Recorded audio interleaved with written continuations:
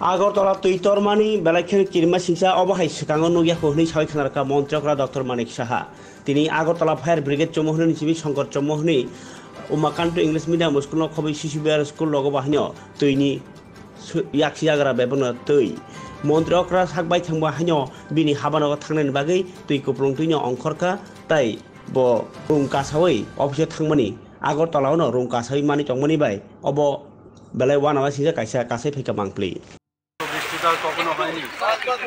South ডিস্ট্রিক্টে যা আমার কাছে খবর আছে প্রায় 375 মিলিমিটারের মতো বৃষ্টিপাত হয়েছে। অন্য জায়গায়ও আমি শুনেছি প্রায় 250 এরকম 350। তো এরকম বৃষ্টিটা কখনো ত্রিপুরাতে মানে আমার জানা মতে হয়নি। তো আমরা মানে চারিদিকে কাজ করছে সব জায়গায়। আমি আজকে সকালে আমি আমাদের মাননীয় হোম মিনিস্টারের সাথে কথা বলেছি, মানে কিছু যদি এনডিআরএফের কিছু লোকজন পাঠানো যায় উনি বলেছেন, উনি দেখছেন এবং করবেন সেটা। এবং এখান থেকে আমরা চিঠিও দিয়েছি। তো আশা করি সব দিকেই নজর আছে, সবাই কাজ করছে।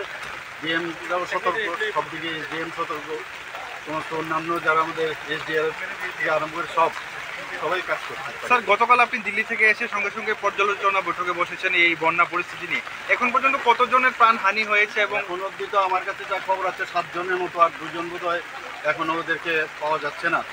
তো পরবর্তী সময়ে জানা যাবে আসল কি সংখ্যাটা জানা যাবে। যারা ক্ষতিগ্রস্ত হয়েছে তাদেরকে নিশ্চয়ই আমরা সরকারের তরফ থেকে নিশ্চয়ই আমরা সাহায্য করবো। যা করার আমরা করবো, মানে এক্সট্রিম অব্দি আমরা যাবো, যা সাহায্য করবো। বহু জায়গায় দেখা যাচ্ছে এনিমেল তো আনতে পারা যাচ্ছে না, বা মানুষও ভোগান্তি হচ্ছে। এটা তো আপনারা বুঝতেই পারছেন কি ধরনের, এই ধরনের তো এটা মানে কি বলবো, এই ধরনের তো ঘটনা আর কখনো আগে হয়নি।